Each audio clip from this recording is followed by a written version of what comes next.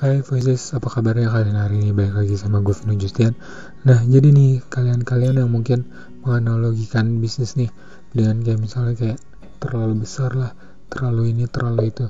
Ambil simpelnya adalah bagaimana kalian menyusun ide kalian, impian kalian, dan kesuksesan kalian itu ke dalam sebuah game gitu. Jadi ketika kalian mengimplementasikan itu ke dalam sebuah game, kalian akan berpandangan bahwa kekayaan itu layaknya sebuah permainan, kayak permainan RPG gitu yang makin meningkatkan level segala macam ya. Nah, level-levelnya itu ternyata bisa dibagi secara garis besar loh. Garis besar itu kayak gue kasih gambarannya kurang lebih ada 4 nih garis besar. Yang pertama adalah menghapus hutang. Kenapa sih menghapus hutang? Walaupun banyak banget kayak pengusaha-pengusaha sukses yang bilang lebih baik belajar memanage hutang gitu, manage hutangmu gitu. Tapi nggak ada salahnya kalau emang teman-teman mau memulai sesuatu gitu. Kalau misalnya punya hutang-hutang yang kecil, segera dilunasin, karena belajar dari hal-hal kecil juga sih ya. Ketika kita bisa melunasi hutang-hutang dalam jumlah kecil, kita akan lebih komitmen gitu untuk menyelesaikan hutang-hutang dalam jumlah besar. Kan nggak ada yang tahu juga ya, apakah kedepannya kita akan memulai usaha dengan minjem modal sana sini gitu. We'll never know. Yang pasti teman-teman sebaiknya segera hilangkan hutang, kayak hapus hutangmu, selesaikan urusan hutangmu gitu ya. Yang kedua adalah buatlah sebuah budget. Nah, dengan budget ini kita tuh kayak punya plan jangka panjang gitu. Kita jadi tahu apa-apa aja sih yang harus kita kerjain, apa-apa yang harus kita keluarin gitu untuk menjadi biaya. Ibarat kayak kita mau menuju ke suatu tempat gitu, dan kita mau naik motor, kita mau naik angkot, mau naik bus, mau naik MRT, mau naik busway gitu, pasti kan ada biayanya masing-masing. Belum lagi misalnya kalau lapar di jalan gitu, ngemil, butuh minum. Nah, semua total perincian menuju usahanya teman-teman ataupun menuju kesuksesannya teman-teman, semua selalu dicatat. Kan kayak kata Mary Diana ya kalau nggak salah, kayak hidup itu soal berhitung kalau nggak salah ya. Nah, yang berikutnya adalah fokusnya penuh. Jadi banyak banget nih orang-orang yang kayak baru memulai gitu, kayak mereka udah terbagi-bagi fokusnya. Misalnya kayak kerja dan sambil usaha gitu. Gak ada salahnya kerja sambil usaha gitu, mulai dari usaha kecil-kecilan. Dan kerja itu bisa juga untuk kayak memastikan buat teman-teman memiliki penghasilan tetap ya, di samping usaha teman-teman juga belum stabil gitu. Nah, tapi gak ada salahnya nih ketika teman-teman baru memulai bisnis, banyak banget orang-orang yang mulai bisnis itu kayak ikut loncat, tertarik sana tertarik sini gitu. Lihat orang bisnisnya lebih gede dikit mau nyoba, lihat orang bisnisnya lebih lancar dikit mau nyoba gitu. Akhirnya teman-teman bisa pacaran dan membangun bisnis. Dan itulah yang bikin teman-teman selalu gagal membangun sebuah bisnis. Yang kedua adalah cari passionmu. Kenapa sih di level 2 ini cari passion? Karena ketika kita berbisnis nih dengan passionnya kita gitu, biasanya kita akan memang lebih serius, lebih mendalami gitu, lebih menjiwai apa yang kita kerjain. Contohnya yang paling simpel adalah kayak Mark Zuckerberg, dimana emang dia fokusnya adalah di IT dan emang dia suka bersosialisasi gitu. Tapi dia emang tipikalnya setahu gue adalah introvert. Jadi dia mencari cara gimana sih cara membangun sebuah komunikasi baru dengan teknologi gitu. Yang akhirnya dia tercetuskan menciptakan Facebook, yang akhirnya mengantarkan dia menjadi salah satu miliarder terkaya termuda di dunia. Nah, yang kedua adalah bekerja keras lah. Kenapa sih bekerja keras gitu? Gue tambahin adalah bekerja cerdas juga. Bekerja keras dan bekerja cerdas.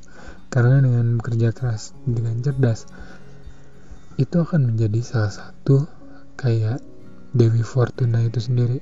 Jadi kan banyak yang bilang keberuntungan itu bukan didapatkan dengan semata-mata emang karena Tuhan sayang, tapi Tuhan juga memberikan keberuntungan kepada orang-orang yang bekerja keras. Karena kita nggak pernah tahu gitu, ketika kita berusaha sekeras mungkin ada orang-orang yang ternyata melihat hasil kerja keras kita, dan ada orang-orang yang emang ngelihat hasil pencapaiannya.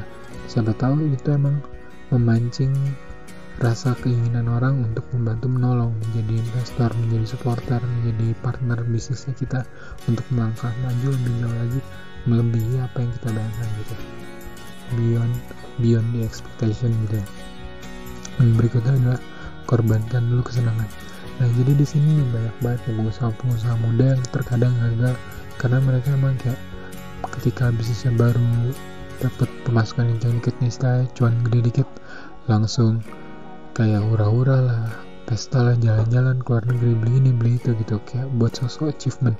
Dan akhirnya tuh bikin mereka kayak tiba-tiba nih kayak ada kejadian kayak resesi ekonomi, akhirnya bisnisnya mereka nggak kuat bertahan, dan itu yang bikin mereka jatuh. Berikutnya adalah level ketiga. Level ketiga ya nabung. Nabung itu kenapa sih? Kayak sebenarnya dari pendidikan TK gitu, SD selalu diajarin nabung, karena nabung itu emang gede banget sih ya fungsinya, gunanya gitu ya, walaupun bisa juga diimplementasikan untuk sekarang menabung yang secara kayak investasi saham, investasi properti, itu juga gak ada salahnya nabung emas mulai dari jumlah kecil, karena emang dengan menabung itu ya kan membantu teman-teman yang misalnya teman-teman butuh modal dan tiba-tiba dari sesuatu yang bisa diharapin ternyata teman-teman tabung ternyata cukup banyak loh, dan akhirnya bisa membantu memodalkan bisnis teman-teman. Berikutnya adalah meminimalkan pengeluaran. Kenapa harus diminimalisir? Karena banyak banget orang-orang yang boros ketika bisnisnya itu kayak tadi gue bilang lagi kencang gitu. Nah, terkadang tuh kalau emang udah sifatnya udah mendarah daging susah banget buat liran, dan ketika sudah liran ya akhirnya bocor sana sini, akhirnya kekurangan dana ketika bisnisnya sedang terjadi masalah gitu.